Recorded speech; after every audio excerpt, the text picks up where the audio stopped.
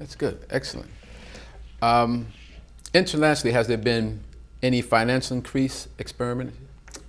I think it is because, you know, when you see the city, and it's only good enough to take a walk in Elizabeth or any other city, and not only Union County, but any other counties, and you can see how many business from Salvadorians are, and you're gonna see restaurants, fixed retiring, tire fixing, body shops, barber shops, and I don't know, realtors and any other kind of business for Salvadoria.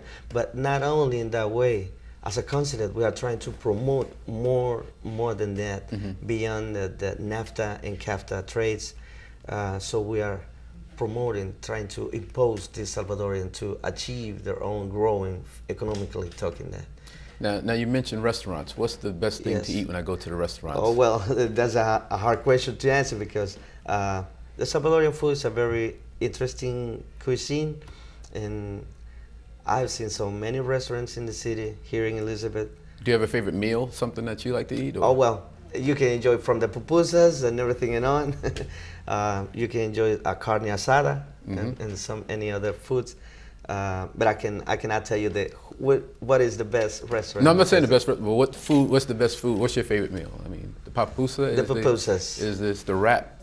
Am I right? Is it the wrap? Yeah, but it is a kind of two tortillas. Right. Yeah, made it with a special, I don't know, how can they make this and mix it with chicharrones and cheese, melted cheese, El Loroco, so some kind of spices from El Salvador. I've never had one, but based on your recommendation, I'm going to try it. All right. And I'm going to let you know. Now, is there a tourism program to promote tourism to El Salvador?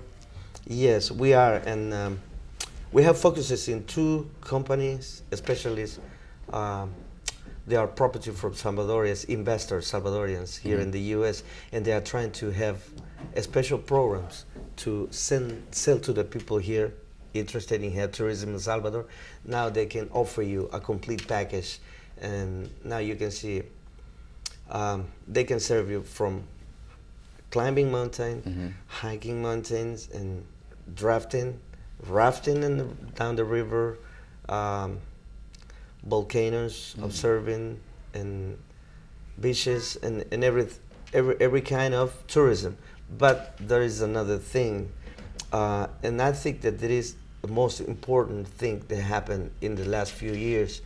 Since June 2007, there was a part of U.S. refund for El Salvador, and this is the Millennium Challenge Fund. We're talking about $461 million for countries. Those are in how they call this basic rent countries, and El Salvador is one of those suppliers, and it will give El Salvador a more development.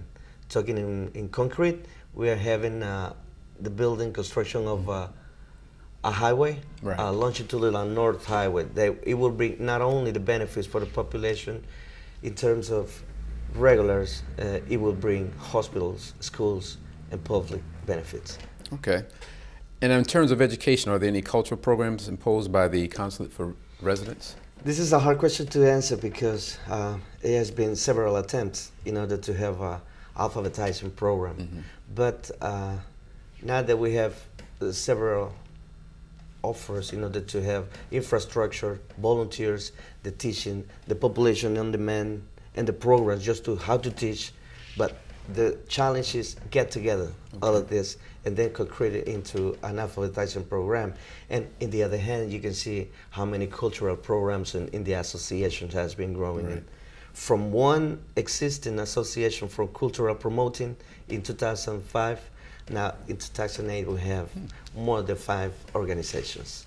Now, if someone, do you have a website or a contact number or address Yes, you want to share with someone? we have. You can visit us at www.consuladoelsalvadornj.com, and you're gonna see there is a very humble website, but you can see all activities we have planning to do in the short future. Well, thank you very much for coming out and sharing. Thank you for inviting us. And I'm going to try that and I'll let you know how I like it. All right. All right. Thank you, pleasure. also. Thanks. We'll be back with the second half of Our City right after these words. Thank you.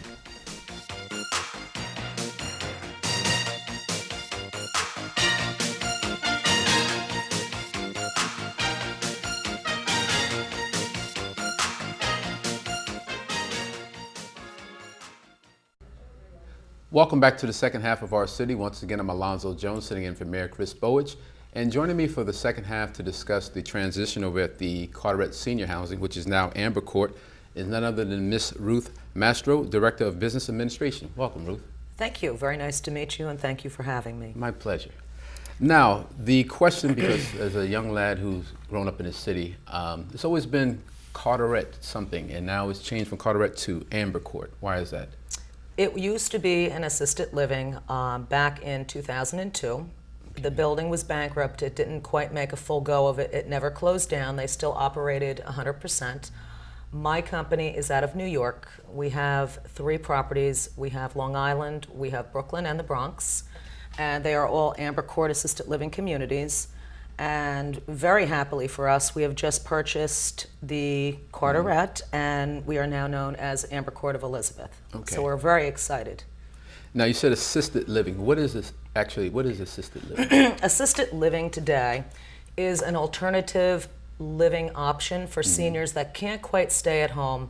Okay. Whether they need socialization, a little more care, maybe it's simply that they don't want to do or can't do the cooking, shopping, laundering. They can't be alone, they can't get transportation, whether they need help with taking medication. So we provide all those services in a luxurious atmosphere. Okay. Now, is there a difference between Medicaid-funded assisted living and assisted living? Right now, there's 2 different pay sources for assisted livings. One is private pay, as you know, and the other is there's very few communities that offer what's called the assisted living Medicaid waiver, which you would need, and that is how Medicaid can pay for your stay. So there are many communities that offer what's called a spend down, where you go in paying privately, and once your assets are depleted, right now they're looking for 2 to 3 years of private pay, that a portion of their building would be Medicaid certified, which could mean out of 300 residents that maybe only 10 slots are available. Our company is very proud that all of our slots, which are 120, are all Medicaid funded. So once you come in, as long as you don't need additional care as in a nursing home, we can keep you. So we're very excited about that as well, especially in this area. Now, how is that different from a nursing home? You mentioned nursing home. Right now, the difference between a nursing home and an assisted living is very simple. A nursing home is when you are, unfortunately, at a pretty much final stage in your life that you need 24-hour hands-on care. Okay. Staff is doing continual hands-on with you. You need the pull cord. You may need a 3-person assist in lifting you. And a true assisted living is designed as a social model where they have trips. It's designed, our building specifically, it was a very famous hotel. We bring in that hospitality and customer service piece.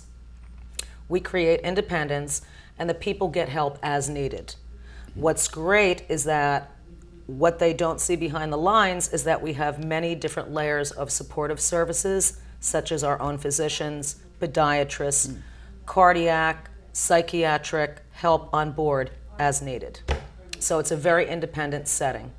Now, are there eligibility requirements with this?